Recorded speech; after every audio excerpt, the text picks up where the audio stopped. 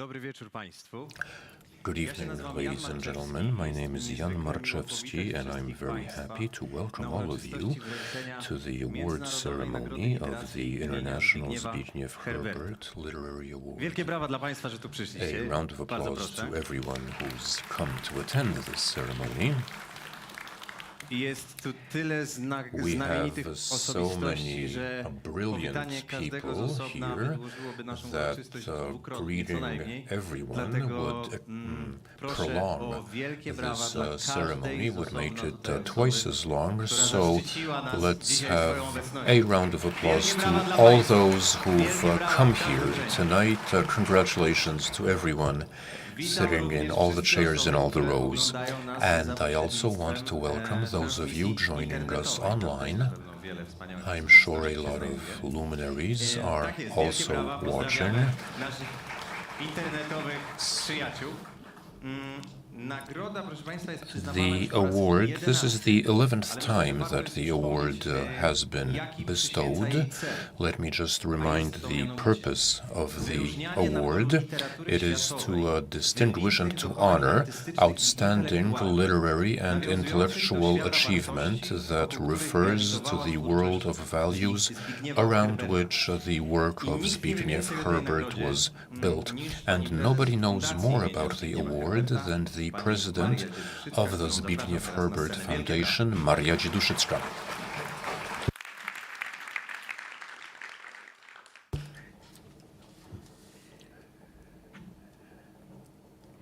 Dobry wieczór. Good evening. W imieniu Fundacji On Zbigniewa behalf of the Herberta Zbigniew Herbert witam Foundation, serdecznie wszystkich I państwa would like to welcome zgromadzonych all tutaj of you w klasie, here at oczywiście Teatr państwa, Polski, którzy łączą się z and nami of course za those of you pośrednictwem joining us online. Chciałabym szczególnie powitać I would jedną especially osobę. like to welcome one person Państwo in zapewne particular. As you pamiętają, surely zeszłoroczna laureatka remember, nagrody the imienia last year's Zbigniewa winner Herberta, of the ukraińska Herbert poetka Award, Marianna Ukrainian Kijanowska, poet z Marianna powodu nagłej Kijanowska, choroby i fell ill hospitalizacji and had to nie go to mogła hospital przyjechać do and Warszawy therefore could i not come to uczestniczyła w Warsaw uroczystości and wręczenia only took nagrody part in the wirtualnie. ceremony virtually. Cieszymy się, We're że very czuje się happy już that lepiej. she's feeling Jest better dzisiaj z and nami. she is with us Witamy today. serdecznie pani Welcome, Marianna Kijanowska.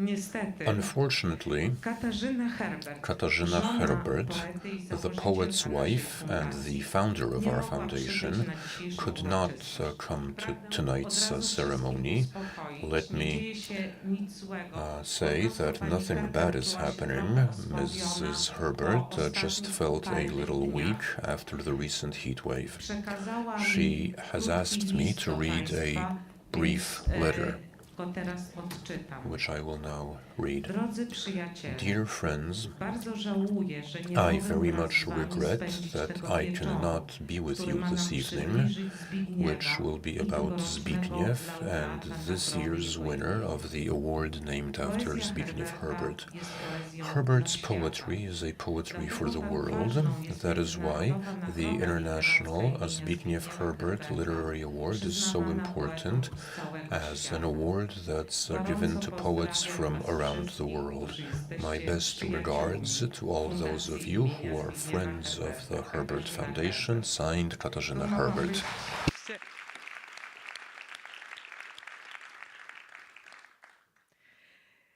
Cóż ja mogę dodać do What słów pani Herbert? Chyba can I tylko add? tyle, że All I can say is uniwersalny that wymiar the twórczości universal Zbigniewa dimension Herberta of Herbert's wydaje się work szczególnie seems istotny w especially perspektywie relevant zbliżających się w given przyszłym the roku upcoming obchodów stulecia jego centenary urodzin. of his birthday Wierzymy, że next year. będzie to We okazja, believe by that tę this poezję will be dla an świata opportunity for poznał this poetry szeroką written for the grono world czytelników, to be better zarówno w known by Polsce, jak i readers w in wielu Poland innych and in krajach. many other Jeszcze countries. raz serdecznie You are now zapraszamy invited na to wiele wydarzeń, many które events będziemy that we have organizować planned w for the 2024 centenary roku celebrations w ramach next obchodów year. stulecia.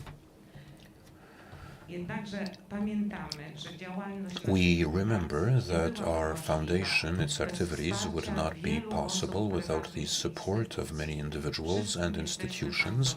We are very grateful to all of them. We would especially like to thank, as I do every year, the PZU Foundation, which is the strategic partner of the Herbert Award for 7 years now. Without you, we could not award this prize, so thank you very, very much.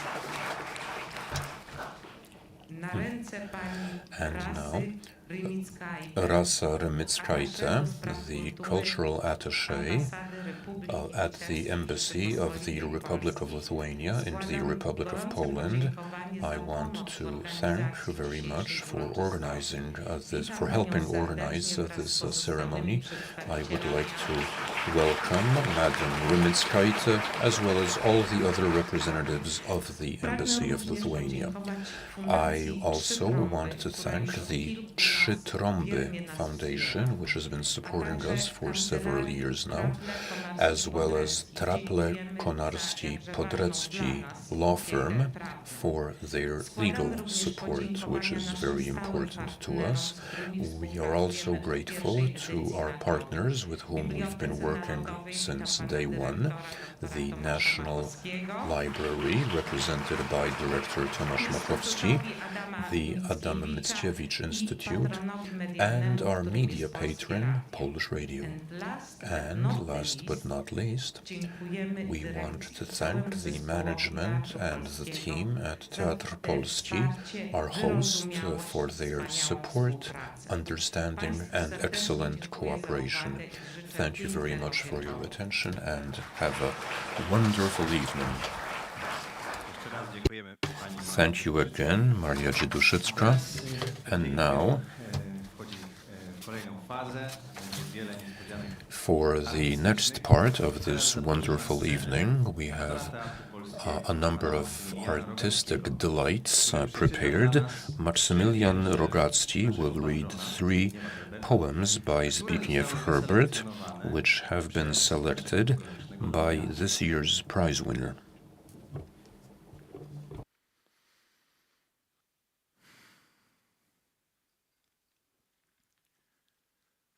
Prolog.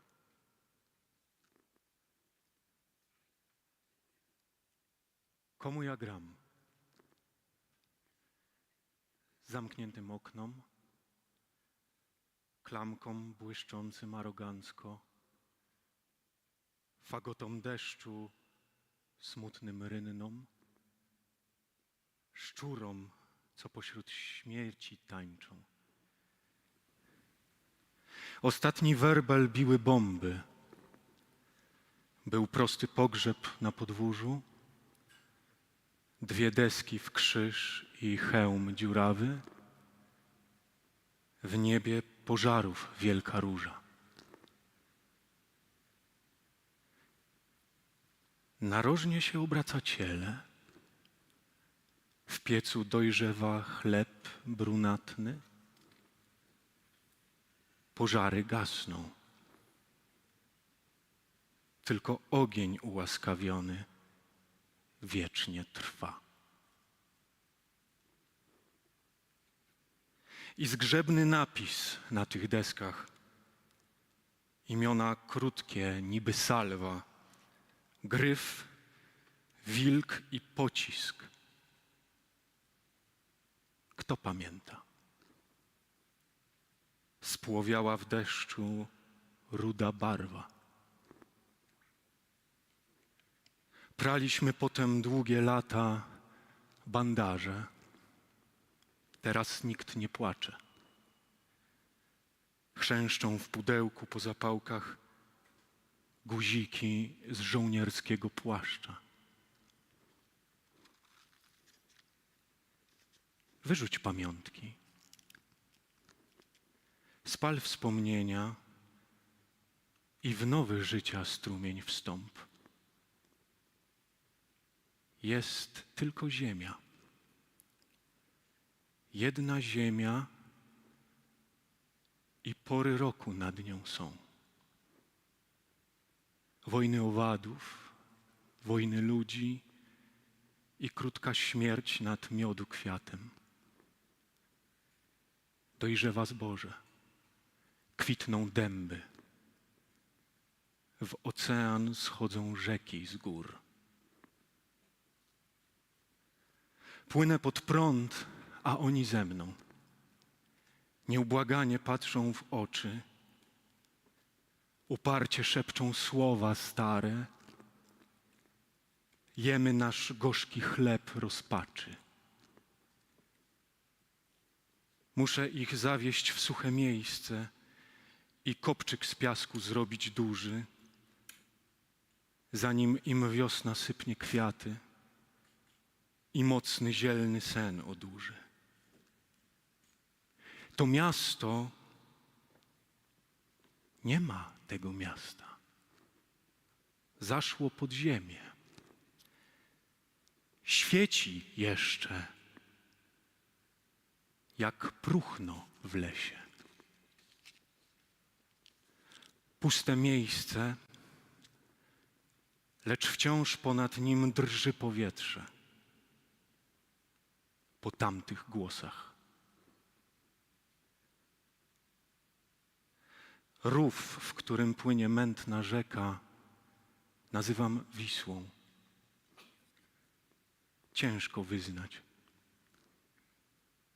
Na taką miłość nas skazali. Taką przebodli nas ojczyzną.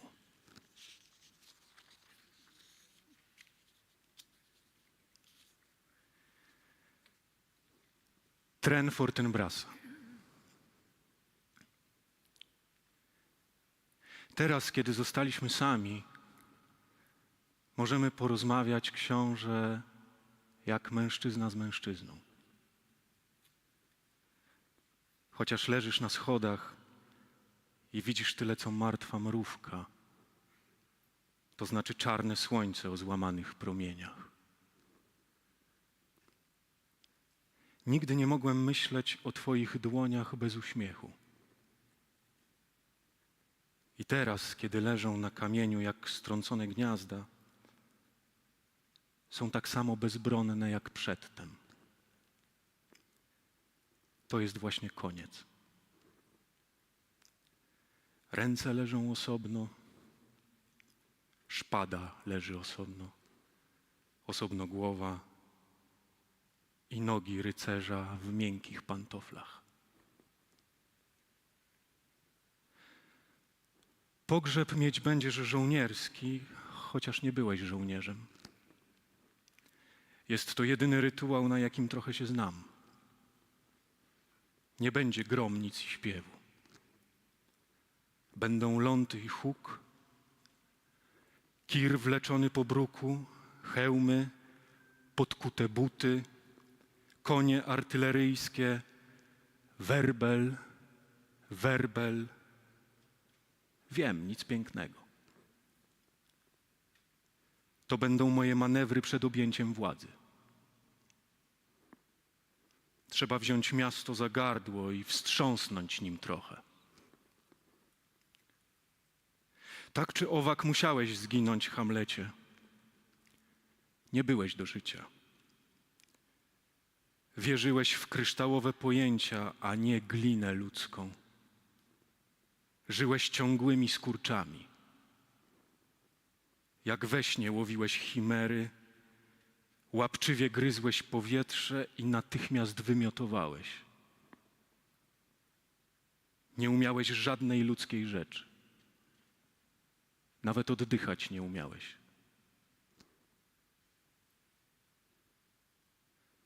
Teraz masz spokój, Hamlecie.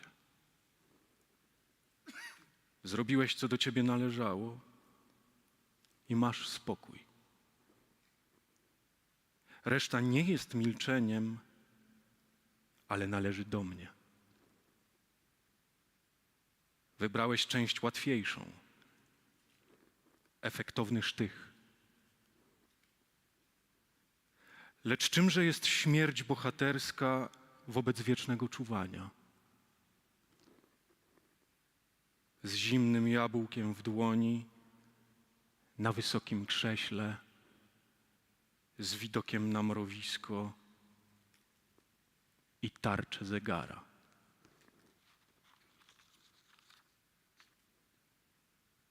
Żegnaj, książę. Czeka na mnie projekt kanalizacji i dekret w sprawie prostytutek i żebraków. Muszę także obmyślić lepszy system więzień, gdyż jak zauważyłeś słusznie, Dania jest więzieniem. Odchodzę do moich spraw. Dziś w nocy urodzi się gwiazda Hamlet. Nigdy się nie spotkamy. To, co po mnie zostanie, nie będzie przedmiotem tragedii. Ani nam witać się, ani żegnać. Żyjemy na archipelagach, a ta woda, te słowa, cóż mogą, książę?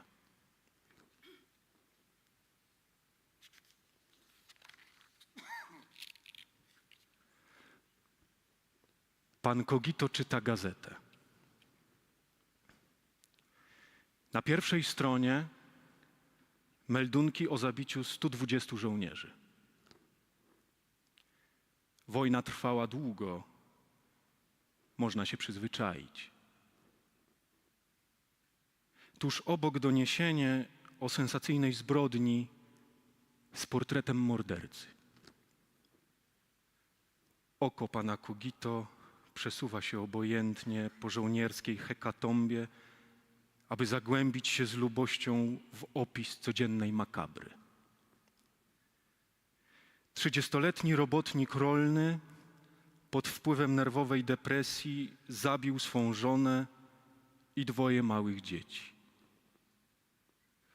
Podano dokładnie przebieg morderstwa, położenie ciał i inne szczegóły. 120 poległych daremnie szukać na mapie. Zbyt wielka odległość pokrywa ich jak dżungla. Nie przemawiają do wyobraźni. Jest ich za dużo. Cyfra 0 na końcu przemienia ich w abstrakcję. Temat do rozmyślania. Arytmetyka współczucia.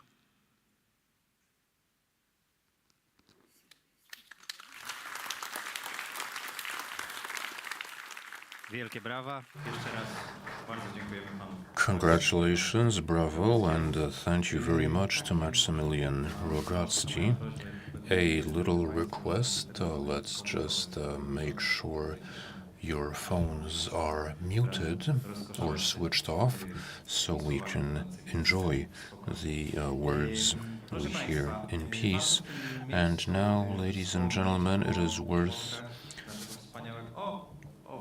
naming, yes, right, so do make sure that your phones are switched off. I would like to introduce this year's jury. Krystyna Dąbrowska from Poland, Michael Kruger from Germany, Mercedes Monmani from Spain, and Aleš Steger from Slovenia,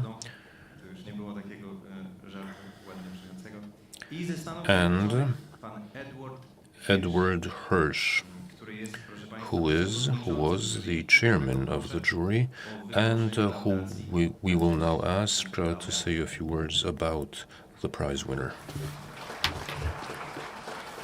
Hello, everyone. It's my great pleasure to announce that the laureate for this year's Zbigniew Herbert International Literary Award is Tomasz Venclova.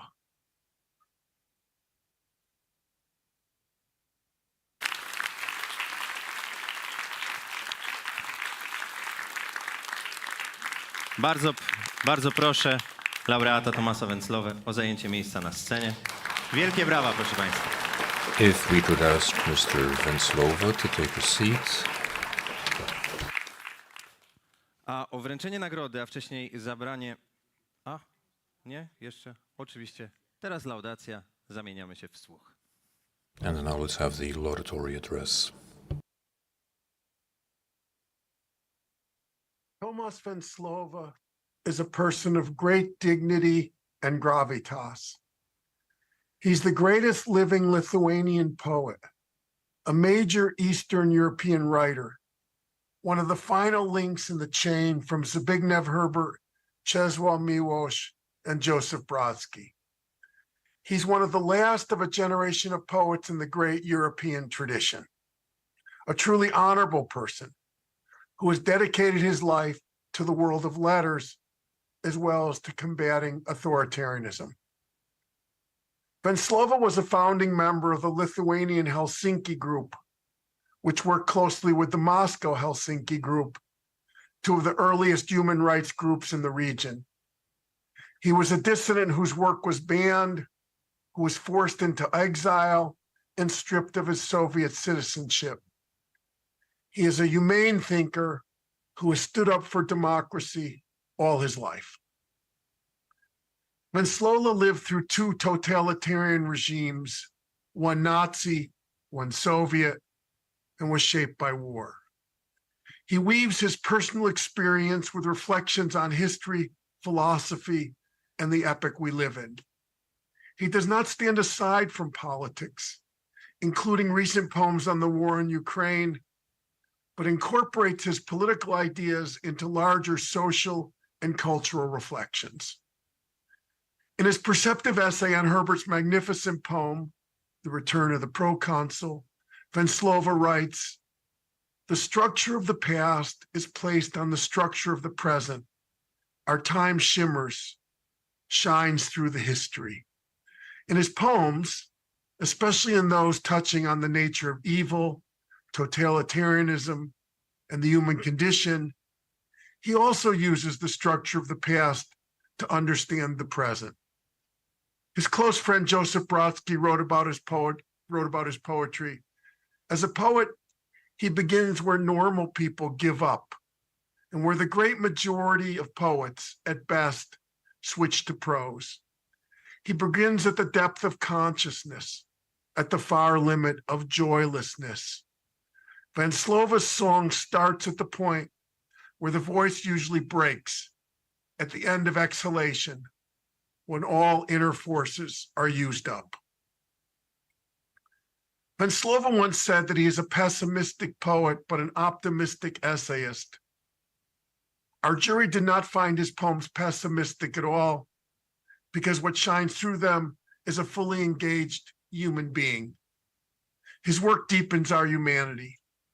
Or as he put it in a recent interview, a principled stance against aggression should never turn into blind hatred. Such hatred does not help anyone to win, since victory for us means increasing and not diminishing our humanity. Venclova is a poet of the far north. He was born and raised near the Baltic Sea. His landscape is damp and cloudy, the Baltics in winter. This is also a Central and Eastern European landscape, saturated in history. Venclova's work grew out of a life and death struggle between freedom and totalitarianism. He is a cosmopolitan spirit opposed to narrow nationalisms. Venclova views poetry as an ongoing search for human meaning. He is a learned poet who, like Herbert, treats the classics as a touchstone.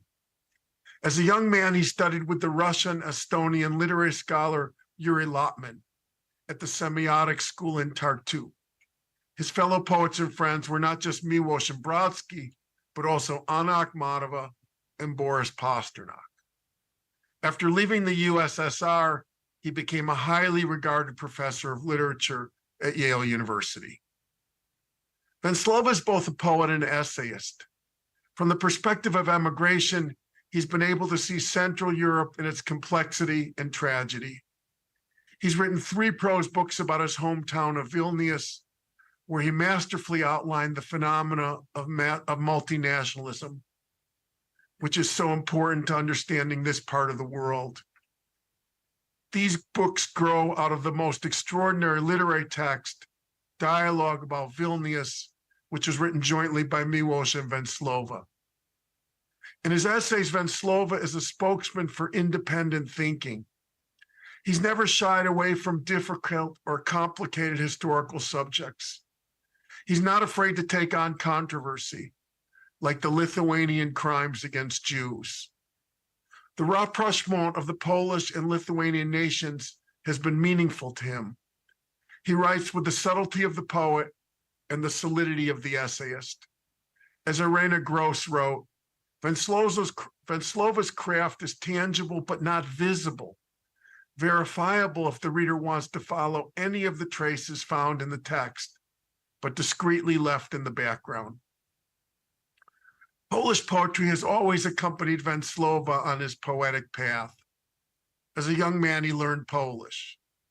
He has said that Polish literature gave him entry to a world from which he was cut off while living in Lithuania ruled by the Soviet Union.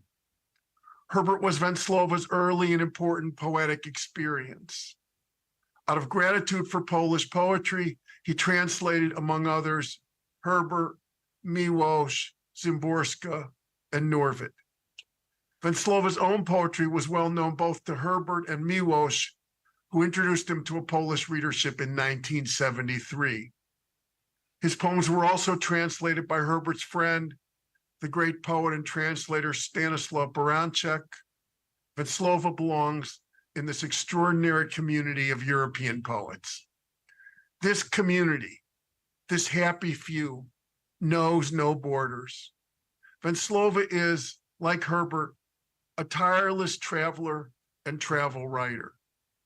In his essay, Holy Iona, or a travel postcard, Herbert confessed that he traveled around Europe to find in the long and dramatic human history traces and signs of a lost community, realizing that there is a homeland wider than the homeland of your country. Venclova's work is a path to this wider homeland, a world without borders. He lets us see more clearly and breathe more deeply.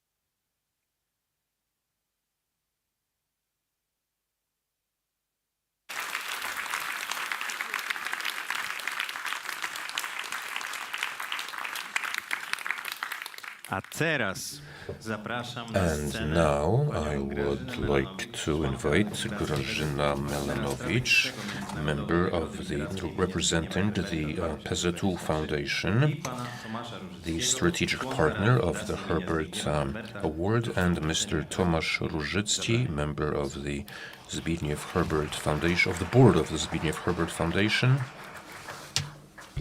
Dobry wieczór Państwu. Szanowni Państwo, Ladies and gentlemen, the PZU Foundation is once again supporting the International Zbigniew Herbert Literary Award, named after a poet o wielkim dorobku artystycznym. with great artistic achievement and moral achievement. Nagroda ta jest nie tylko This award promocją twórczości, not only promotes the work of a great poet, but also promotes Polish culture. bardzo serdecznie And congratulations to this year's winner. Szanowni Państwo, niech mi będzie dane Ladies and gentlemen, on behalf of the board of the Zbigniew Herbert Foundation, let me say how happy I am wydarza w tej chwili.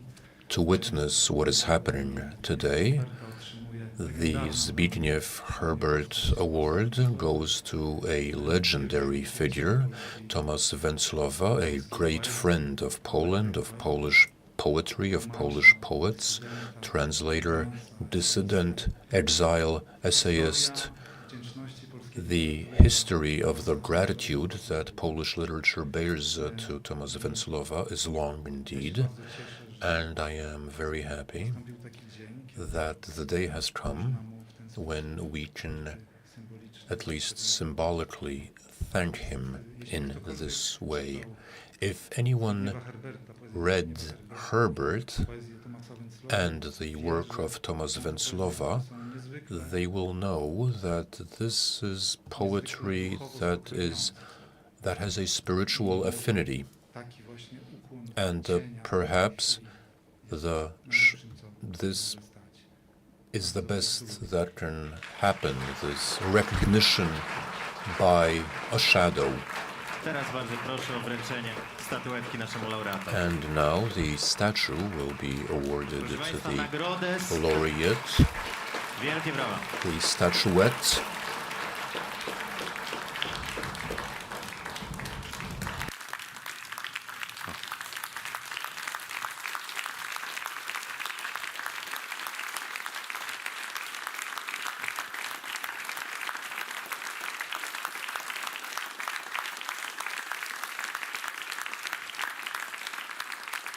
Drodzy Państwo, nagrodę stanowi statuetka autorstwa Ladies pracowni and Szaroszek, gentlemen, rycerskiej architekci. the award is a Laureat otrzyma także czek o statuette wartości 10 designed 000 by dolarów. Szaroszek A fundatorem Prussian nagrody Architecture jest and a Fundacja check for Herbert, partner strategiczny $50,000. Międzynarodowej The Nagrody Literackiej award has Zbigniewa been Herberta. provided by the PZU Foundation, the strategic partner of the Zbigniew Herbert Literary Award.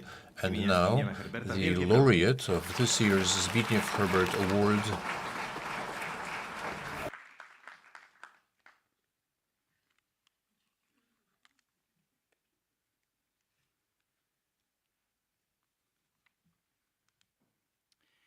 Drodzy Państwo, ladies and gentlemen, I never had the good fortune to meet Zbigniew Herbert, though we did exchange a few letters.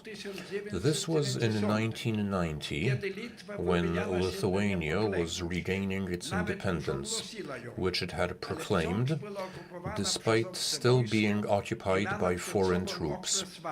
With armed struggle, including the Red Army assault on the TV tower and the siege of the parliament in Vilnius still to come. Herbert wrote, I quote, "Events in Lithuania and other Baltic states are haunting me." End quote. He also wrote to Czesław Miłosz, saying, "Too little is being done to keep the cause of Lithuania alive in the mind of people in the free world." End quote. Like Miłosz, he tried various initiatives in this cause, and Free Lithuania will never forget that. That was our only direct contact, though Herbert was someone known very well to me, just as he was known to my peers and friends in Lithuania and outside of Lithuania. We were more or less in the same milieu. I knew not only Lithuanians, but many Poles, especially those living in the diaspora, and our lives, our fates were partly in parallel, even if the Polish poet was 13 years and a whole historical epoch older than me. For me, Herbert's poems were one of the defining poetic experiences. His essays helped me crystallize my own aesthetics and historiosophy. I must say a few words about this because it might shed some light on recent and perhaps more distant history of our part of the world. Like Herbert, I come from Eastern, or rather Central Europe, a not very fortunate part of the continent. Borders and populations changed in unexpected and unpredictable ways, sometimes in very brutal fashion. Timothy Snyder's Bloodlands. I was born in Klaipeda, a town with a specific blend of German and Lithuanian culture. I should be grateful to this mix for making me who I am.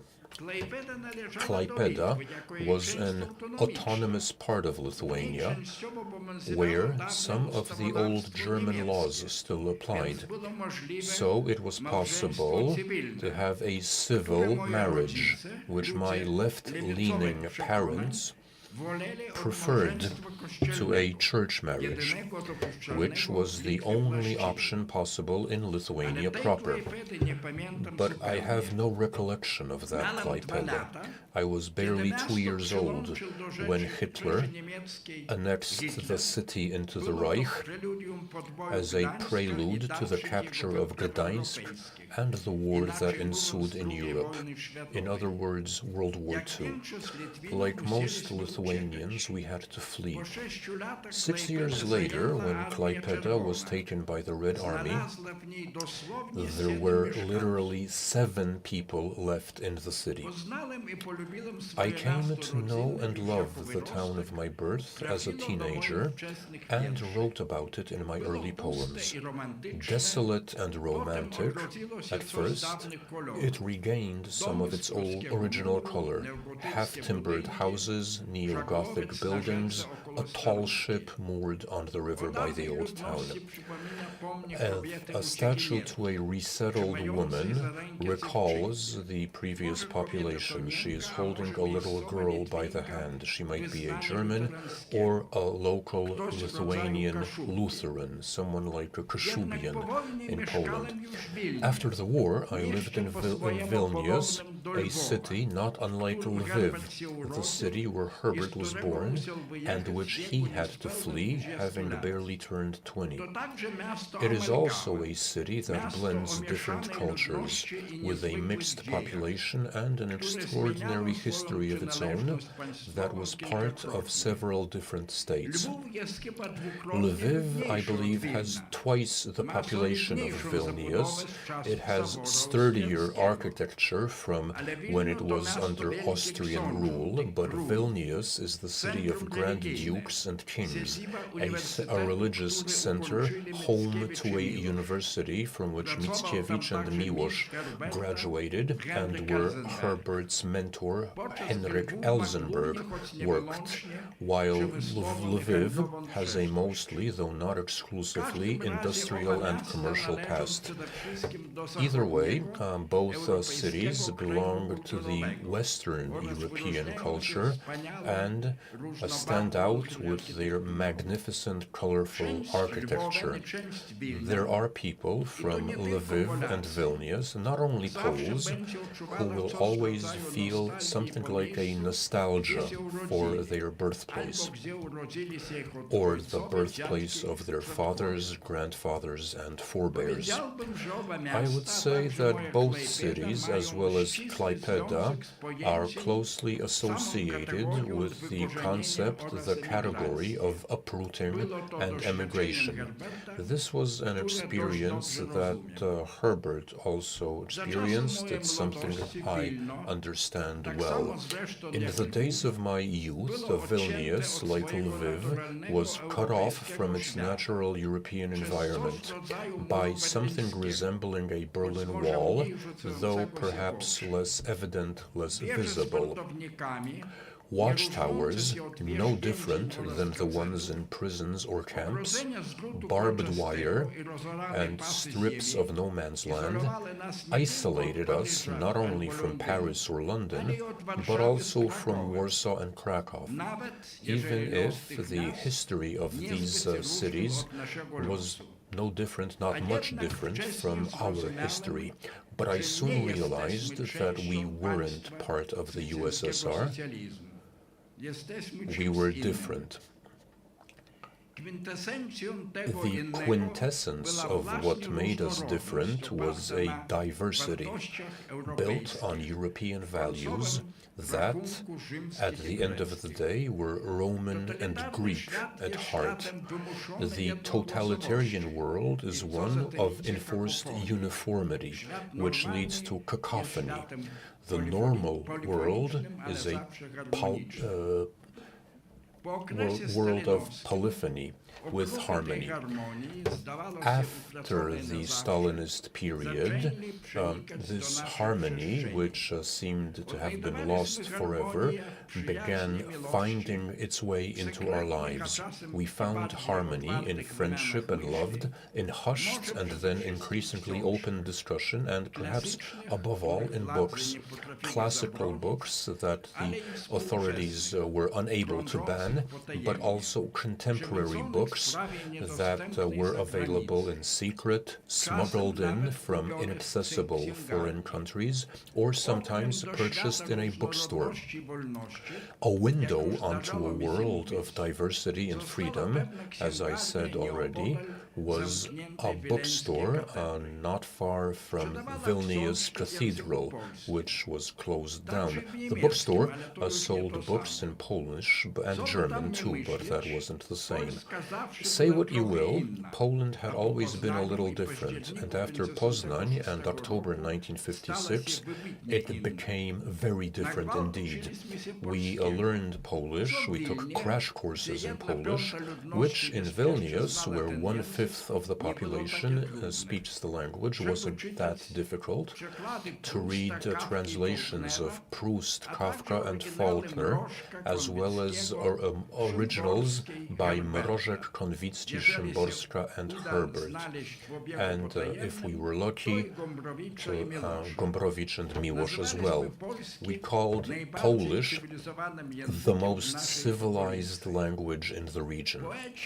Polish poets were a world apart. It is said that every now and then God turns his face to a certain country and blesses its poets. The French were blessed with Baudelaire and Verlaine, the Russians with Pasternak and Mandelstam. Spain was also blessed. In times after World War II, the Lord must have turned to look at Polish poets. They wrote forcefully about historical disaster, disenfranchisement, and uprootedness, but also about the experience of resistance and continuity of culture, its contradictions and polyphony without which resistance would not be possible. They responded to the challenges of fascism and Stalinism, and also to anachronous mentality that was unable to face these challenges. We read their poems in Vilnius. These poems were read by our peers in Petersburg and Moscow, in Kiev, Lviv, Riga, Tartu, Minsk, and Tbilisi. There was some snobbery involved, but also a lot of genuine interest and delight. Even among these poets, Zbigniew Herbert stood out. Josif Brodsky considered him the best Polish contemporary poet, just as he considered Norwid to be the best classic poet, not just in Poland. I recall a conversation we had several months before Josif emigrated, when he made it very clear. I told him that Miłosz also existed, but Brodsky didn't know anything about Miłosz at the time. We knew Herbert's books of poems, Chord of Light, Hermes' Dog and Star, and others, by heart. We read Barbarian in the Garden, a book of essays which later, in exile, was a guide to the old Europe for me, but not only to Europe, because it made sense of our entire century and its cruelty. We had very similar experience. Our countries and nations were ravaged by disastrous war and several disastrous regimes. We needed to find and reaffirm values that entire generations were forced to renounce and forget. Our voices were supposed to be heard above the unison of totalitarianism and reconnect the torn strands of space and time. For me and many others, these efforts led to emigration and finding a place for myself in a new world, fighting uprootedness, and in this Herbert was very helpful. Thanks to him, we came to know the Polish ethos of resistance, calm, self-ironic, and a little nonchalant. We liked his cool tone with its elegant humor, which was somehow redolent of Greek tragedy, an ancient catharsis.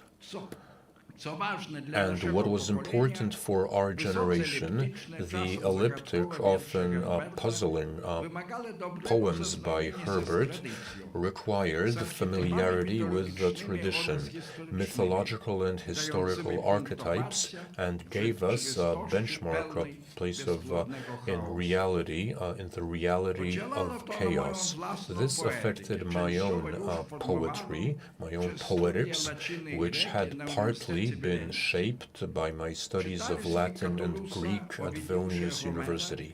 We read Catullus, Ovid, and Homer in lecture halls in the Old Town, close to the apartment where Mickiewicz had written Grażyna, and that provided a good refuge from absurdity. Herbert's classicism and detachment, above all his moral stoicism, which he must have learned from Marcus Aurelius as interpreted by Elsenberg, became a shared value of our generation. In this, Herbert somewhat resembled another favorite poet, Cavafy, with his bitter recognition that you can't give up doing your duty, even if the Medes will nonetheless pass, especially once they have passed. Both Herbert and Cavafy switched to an abstraction that allowed them to avoid yelling while retaining empathy for the victims and contempt for the murderers. It was a very humanist message, though it sometimes evoked despair, which was the only humanist message possible in our days. I have translated a lot of Miłosz and Szymborska, but only 2 poems by Herbert. I believe that these poems are important to Lithuanian readers as well. A very long time ago, as a young man, I produced a poem titled Tell Fortinbras that I don't like talking about because it's partly modeled on Elegy of Fortinbras, but it doesn't hold a candle to the original, to put it mildly. Moving on to my translations. The first of these is the return of the proconsul. I've decided to return to the emperor's court. Once more I shall see if it's possible to live there. I could stay here in this remote province under the full sweet leaves of the sycamore and the gentle rule of sickly nepotists. This is a fairly typical Herbert monologue in historical garb, spoken by a citizen of ancient Rome, who is considering whether to return from Africa perhaps to the capital for which he pines, and who also feels fear because he knows that he could be killed in the capital or at best become a scoundrel there. He persuades himself, but the decision is suspended. He will be putting it off forever. The monologue is very poignant, very incisive psychologically, relying on several levels of ironic detachment. It is not a flat allegory, but it is universal in nature. I said once that in The Return of the Proconsul, our time shimmers, shines through the history. The structure of the past is placed on the structure of the present. And besides, Herbert's 20th century vers libre sometimes smacks of classical mixed meter. I translated the poem in 1986 or 1987 during a time of upheaval in the communist bloc, when many Eastern European exiles wondered whether they should return to their country. Whenever they asked me what to do, I quoted the proconsul. Of one thing I am sure, I will not drink wine with him. I translated the poem into Lithuanian and, with Joseph Brodsky's help, into Russian, which is something I never do. History made the poem topical, and then it ceased applying to Poles and Lithuanians, but it has since, unfortunately, become relevant, or at least understandable, to the new immigrants from Putin's Russia. History follows its own paths, which can be well trodden, but strange nonetheless.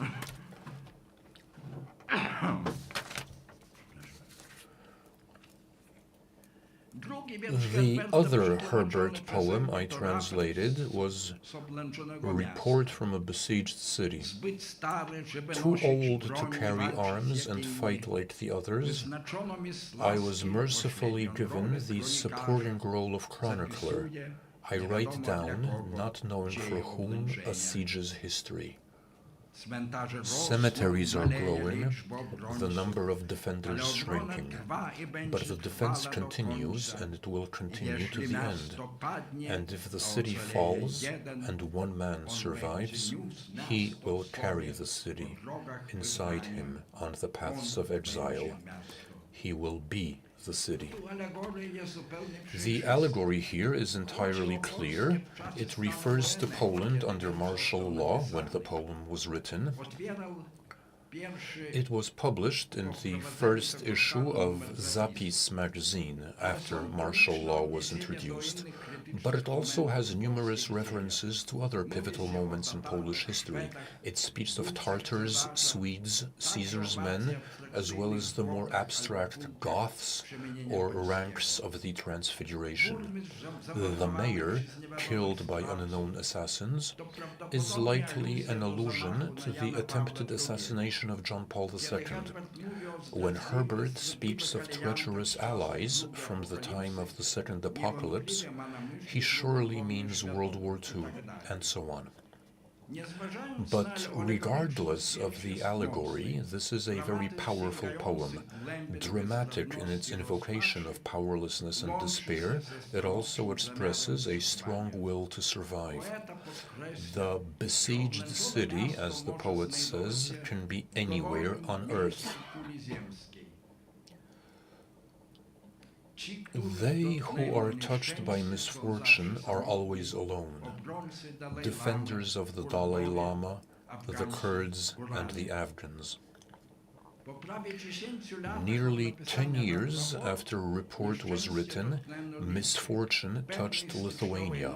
On a January night in 1991, 14 young people were killed defending the Vilnius television tower against troops carrying on the tradition of Muraviev the hangman.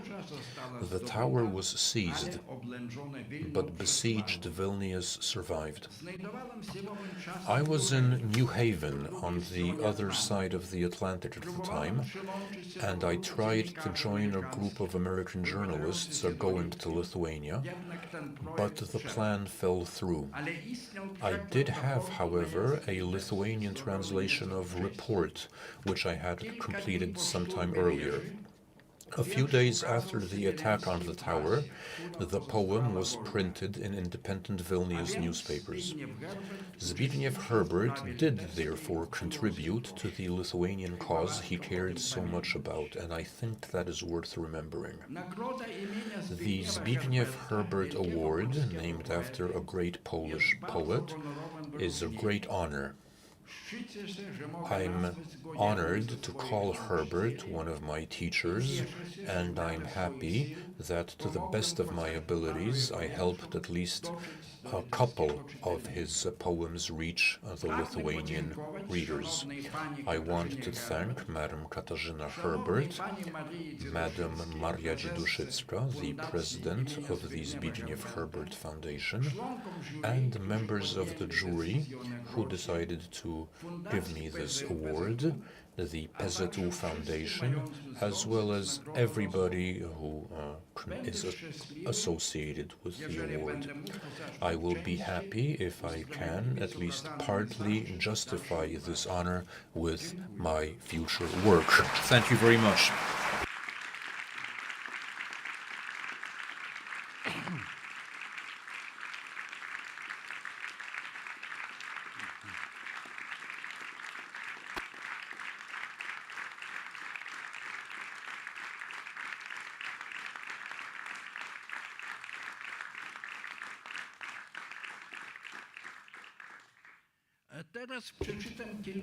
And now I will read several of my poems. I have been asked to do so in Lithuanian.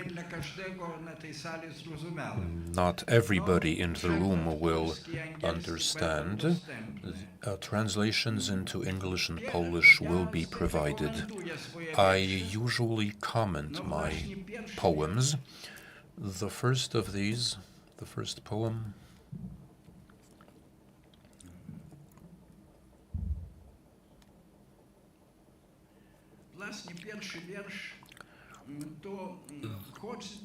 in the first poem, I am describing the December events in Poland. I see it from a Lithuanian shore and thinking what will happen to my Polish friends and our part of the world in general. It is a winter dialogue, held an inner dialogue. There is also a third party to the conversation. God. I am an agnostic. I don't know if God exists, but I hope that he does somehow.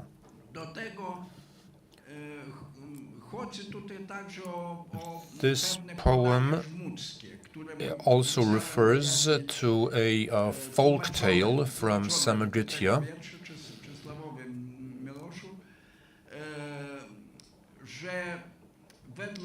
According to folk tales in Samogitya, the years before the summer before an uprising is cold, often cold. This was the case before the November and the January uprising in the 19th century. And you can also tell looking at a felled tree, because the layers of the wood are very narrow and very dense. So now for the poem, Winter Dialogue.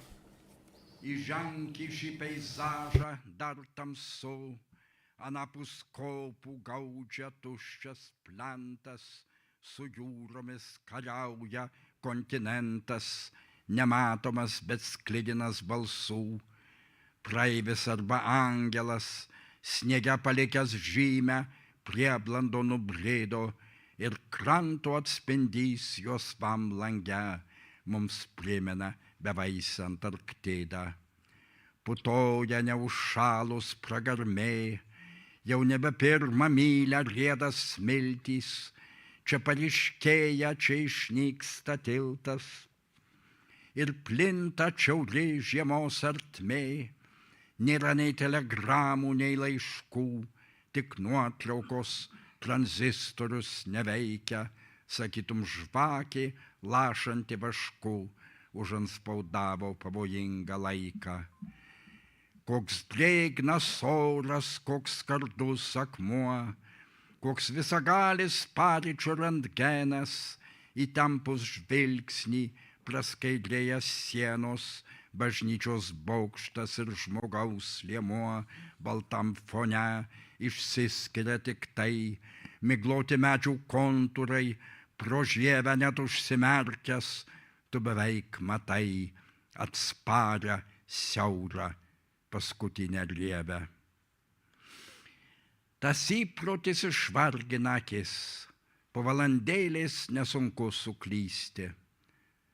Ne apie mus byloja pranašystė, pakrypsta apšarmojusi ašis ir rodos horizonto riboje, kur juodoje laivai ir stingsta garsas, nejudriame pajūrio danguje įsidega Jupiteris ir Marsas, lyg Atlanto plyti tuštuma, dyki laukai, lyg atrakintos salės, po sausio sluoksnių slepiasi vasaris, nuo šlapio vėjo gūžęs lyguma, už marių apsinuogina kalnai, duburyje suslūgsta ir pajuosta aptirpusi pusnis.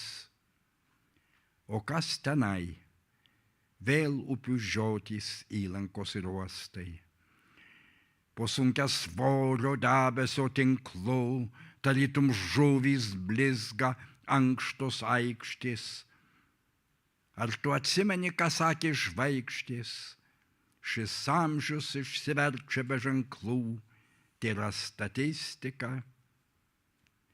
Mirties trauka sukausto žmogų, augalą ir daiktą, tačiau sudygsta grūdas ir auka, ir štai tada, manau, ne viskas baigta.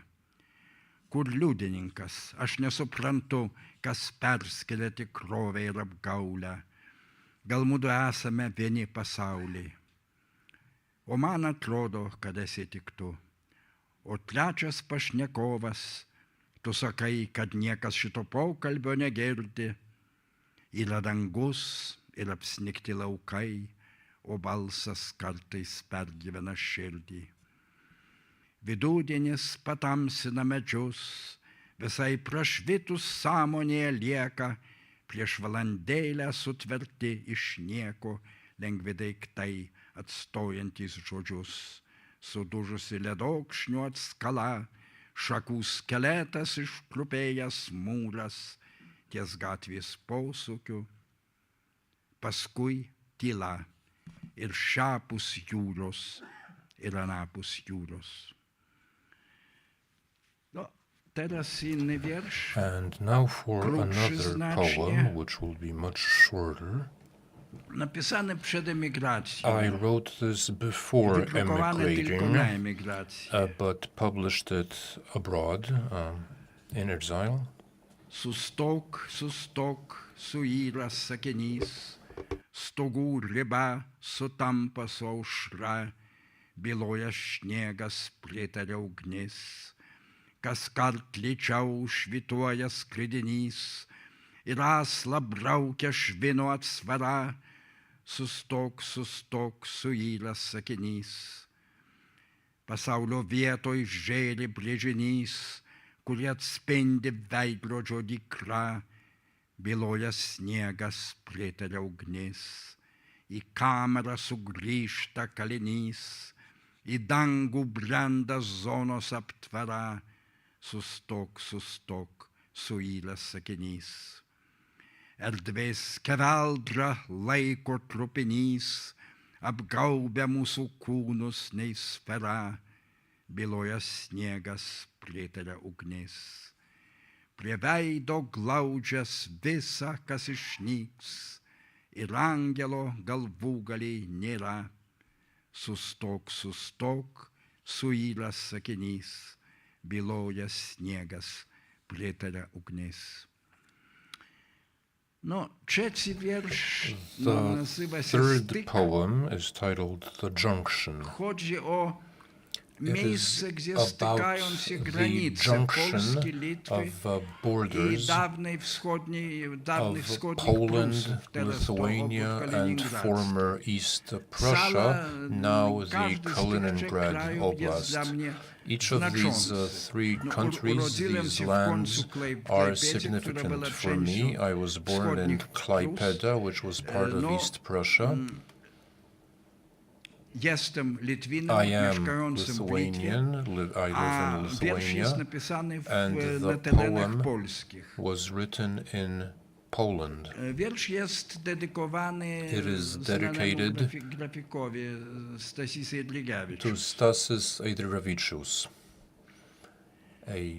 an artist. Plento takas leidosi drėgna pievutę, dubury matei kaip gęsta saulėlydis, užgavęs tviskę vėlą. Dryžuotą stulpą vainikavo herbas, cementą brūžino šiurkšti svirė. Iš šiaurės rytus traukėsi ankšta kantri šalis, jau sveikinanti naktį, alksnyno nuokraštyje stirnas kabė lapija, už akiračio bemaž atspėjai ežerą, kurio pakrantėj tamsokė vandens atspindėjo vaiką, sutampantį su tavimi. Daina vingiavo virš nendrynų, liepto, datos užžėlusiame antkapyje, laikas išsprūdęs atminčiai ar biografui, turbūt visų svarbiausias, nes yra drauge ir sunkmena ir talismanas. Į kairę tvyrojo laukinis miškas, jame švytėjo proskina, plyšys atvėręs pelkę ar tiesiog purvynus, kur spėtės neįžiūrimos būtybės, gauruotos, šypsančios, prasimanytos bepročio grafiko. Labai toli juodavo lankos ir įgriuvę tiltai, žvarbus kanalas siekė marių ribą, nerasdamas nei miesto, nei laivyno. Žinojai, kūdikiai tenai užgimsta, tam, kad pavartyse dalytus švirkštais pagieža sperma nuorūkom skatikais. Už nugaros balkšvi sodybos dūmai ir amsi šunys sargėdami ūkį nuo neprašyto svečio jau vėlu. Tarp įdubų ir piliakalnių sukas, beveik nepravažiuojamos keliūtės ir netinkuotas mūras dengia ugnį. Na kągi, jei likimas lėmė, būk šiame krašte prie pat gimtinės durų, kur čioj trilypiai sankirtoj, kur stūksto stulpai išlikę iš kitų laikų, kadaise mirtini ir atšiauriu lanku dykynę kerta viedukas. Palieski vėstančią vaikystės žolę, esi namie, trilypė jūra ošia nakties kriaukliai. Tau buvo dovanota nyki era, sargybinis, kurio nebėr ir balso išsiilgęs oras.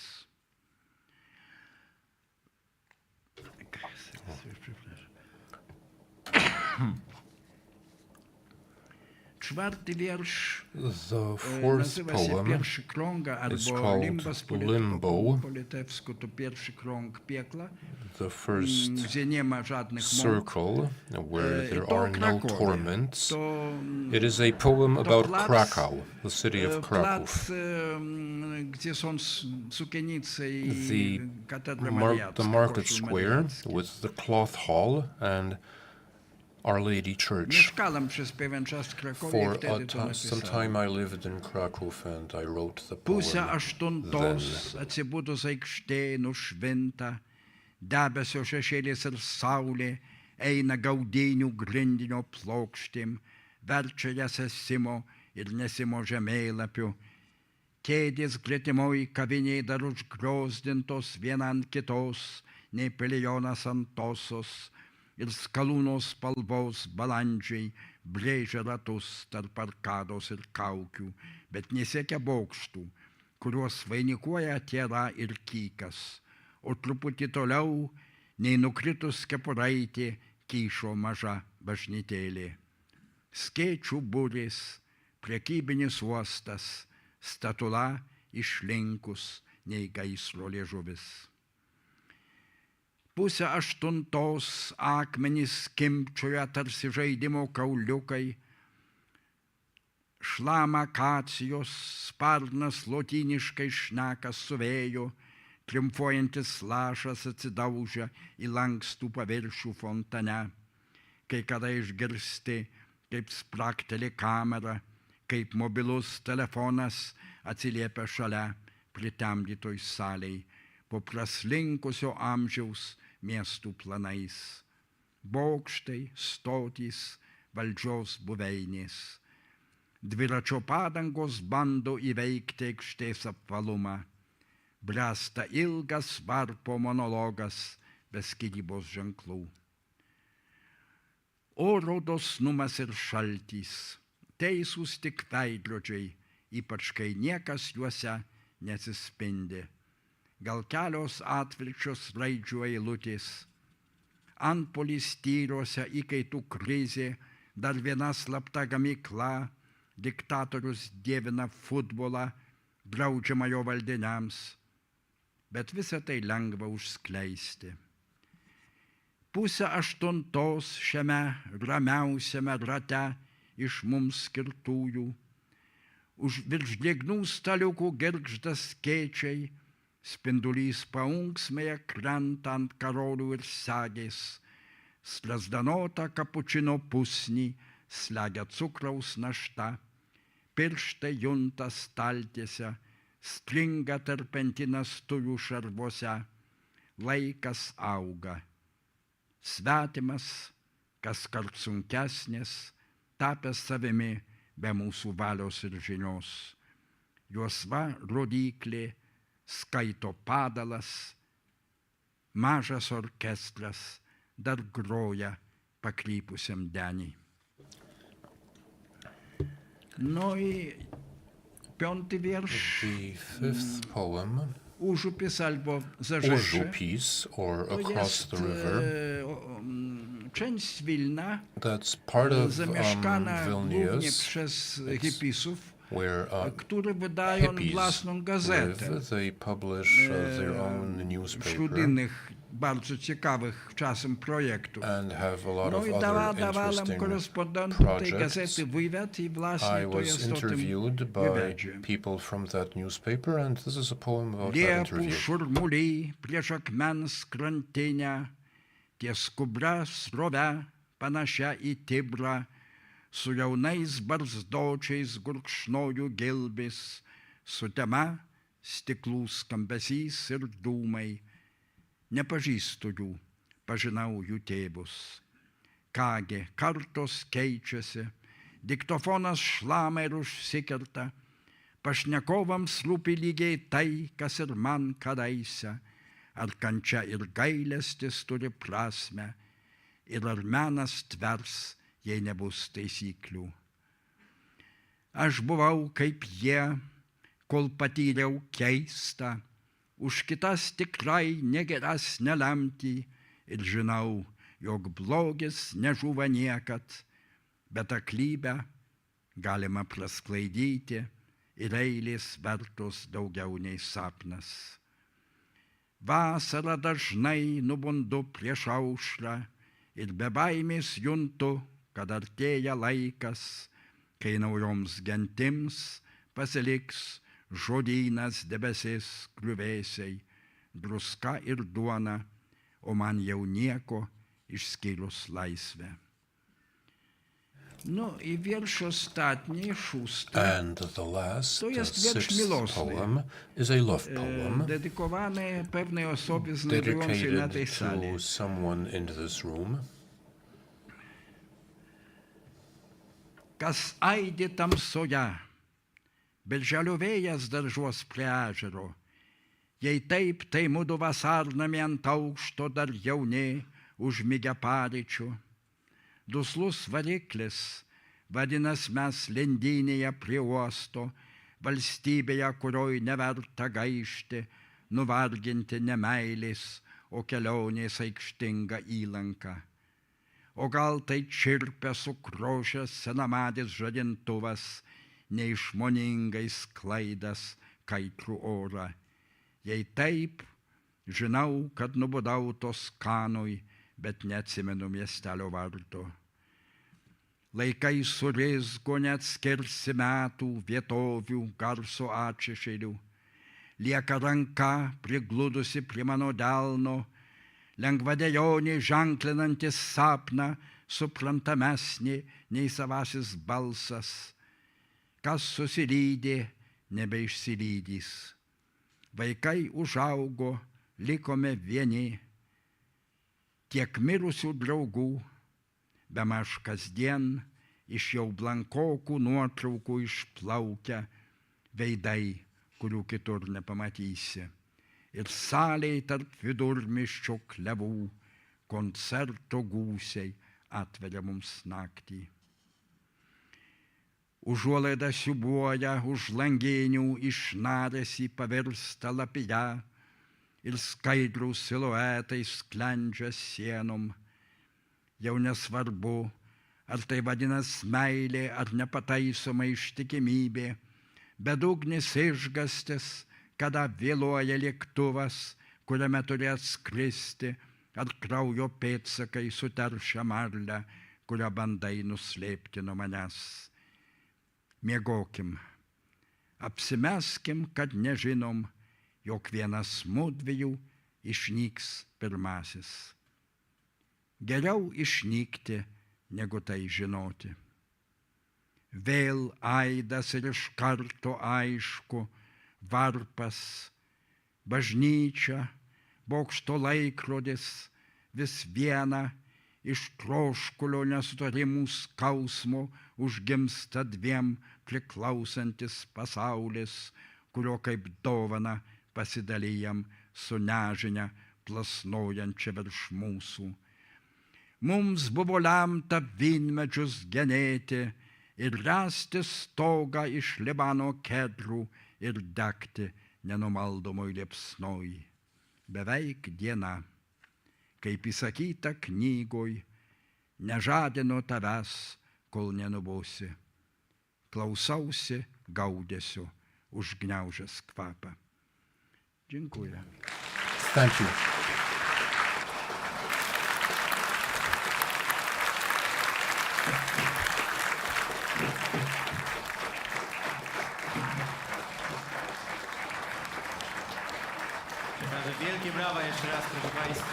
Once again, a round of applause for the laureate, the winner of this year's Zbigniew Herbert International Literary Award, Tomasz Węcłowa.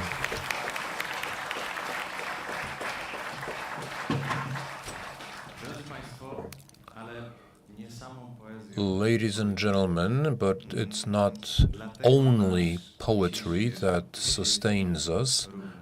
Tonight we will also have a concert by wonderful young musicians. This is an international award, and we have an international combo. A Lithuanian-Israeli singer, Nika Zundalowicz, Ukrainian pianist Maria Tsapenko, and Polish double bass player Krzysztof Panek.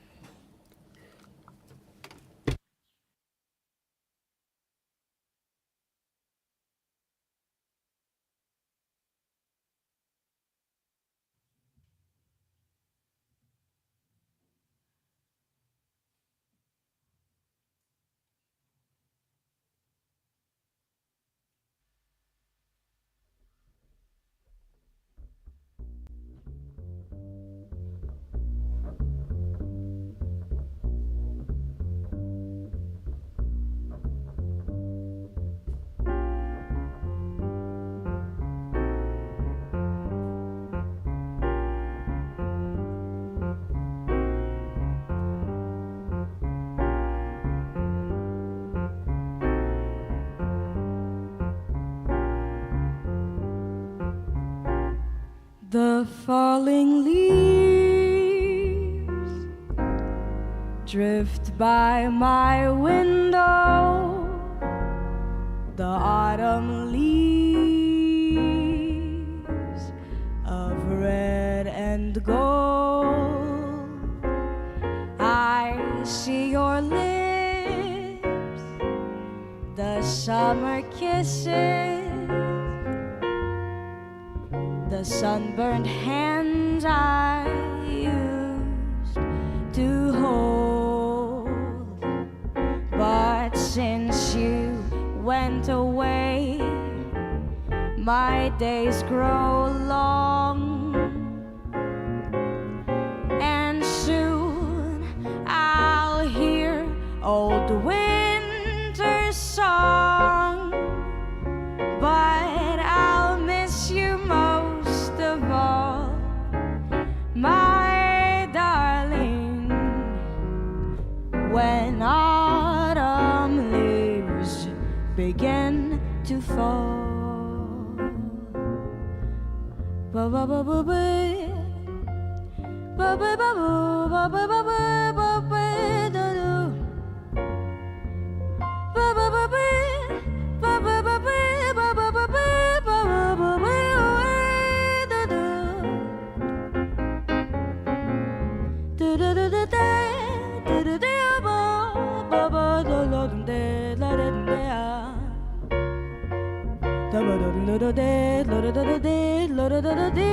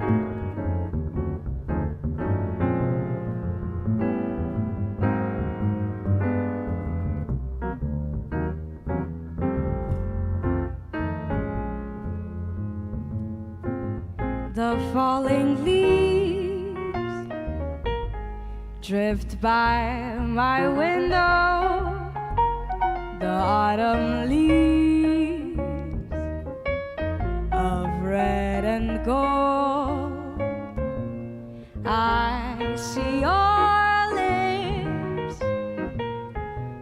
summer kisses, the sunburned hands I used to hold.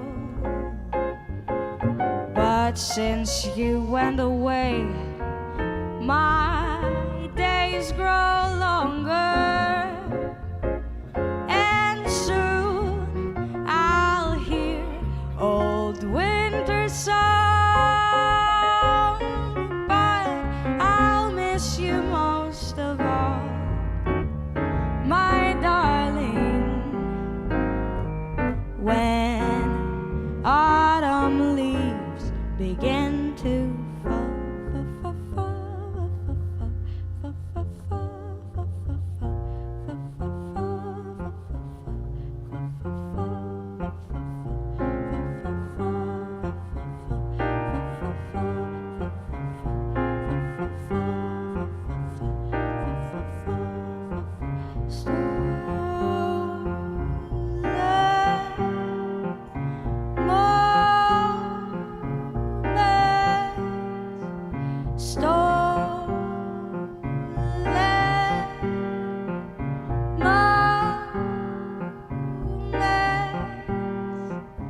If I told you I love you, pretty baby, would it make up for what they say? If I hold you and squeeze you, darling, will you linger a while today? If I hold you and hug you, my kissing won't bug you, the gossip won't hurt you, I'll never desert you. And someday they'll find us where people can't bind us to the hands of time. I could use more than moments, pretty baby, and I know where you steal them from. There are so many things I'll teach you, and they call me a useless bum. They just chatter and clatter and patter and matter. They teeter and tweeter, their glitter gets bitter. But we're here, I scared here, it's weird, hear those beards. Dear, watch the pantomime.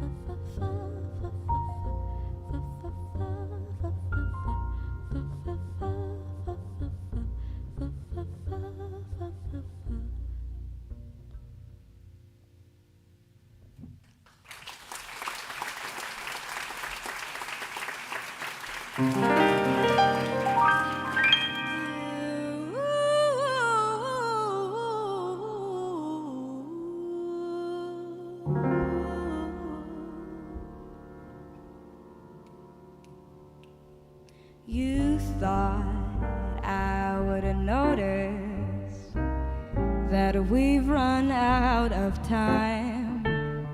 Guess all I need to know is what made you change your mind.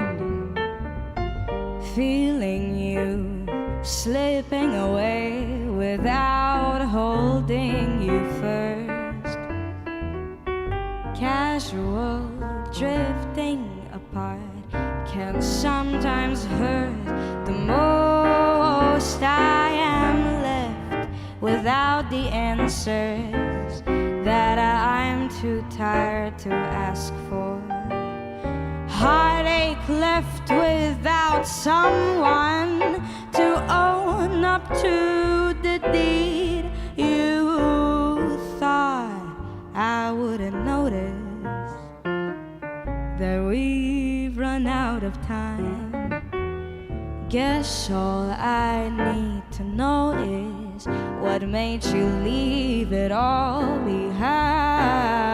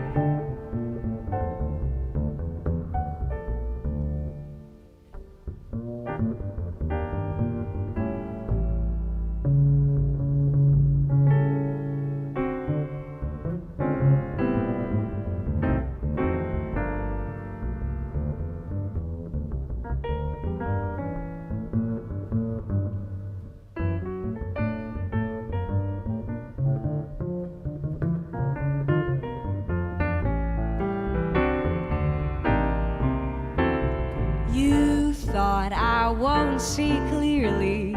Our game had run its course. A fire put out too quickly. The rush of fleeting warmth, feeling you pulling away as you reach for my soul. That's the only souvenir you take on your way home. I am left without an explanation, only footsteps by the door. The deafening, pounding sensation of my heartbreak as it bleeds. You thought I wouldn't notice that we've run out of time. Guess all I need to know is what made you change your mind. What made you change your mind? What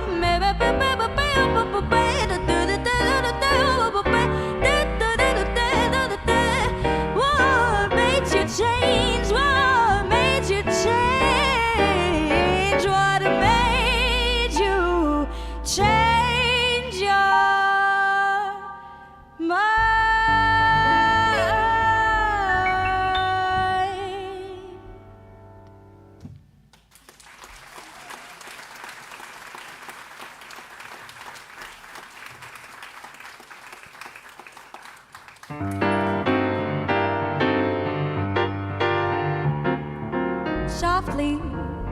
as in the morning sunrise, the light of love comes stealing into a newborn day. Flaming with all the glow of sunrise, a burning kiss is sealing a vow that all betray.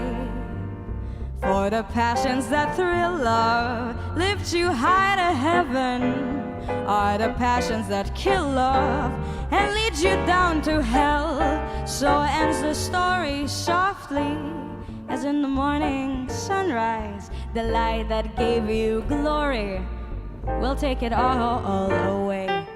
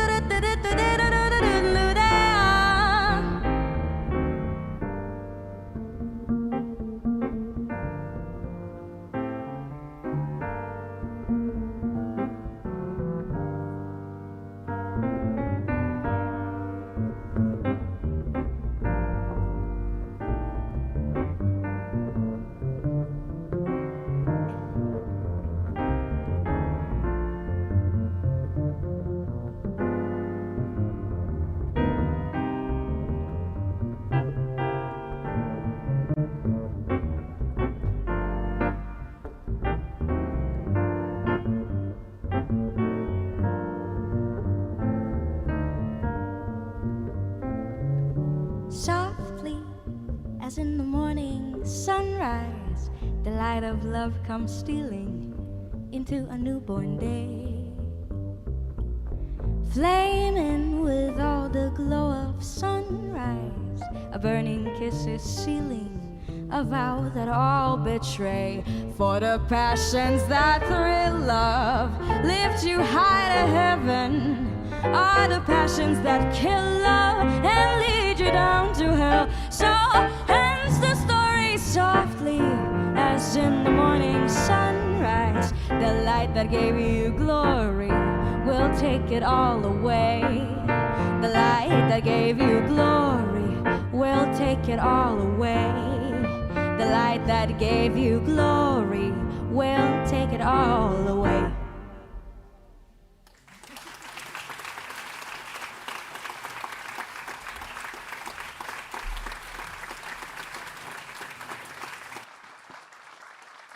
Proszę Państwa, wielkie brawa jeszcze raz. Ladies and gentlemen, a round of applause for Nika Zendolowicz, Maria Tsepenko and Krzysztof Panek.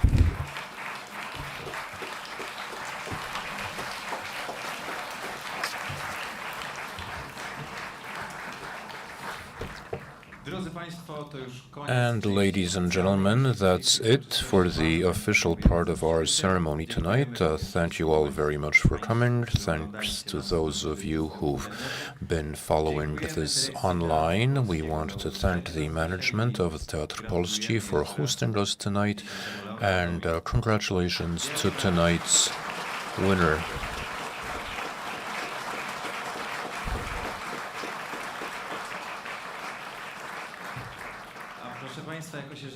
And ladies and gentlemen, we said that poetry and music are not the only thing that sustain us. You're all invited to the lobby of the theater for refreshments and the drink of your choice, and I hope to see you next year at the Zbigniew Herbert International Literary Award 2024.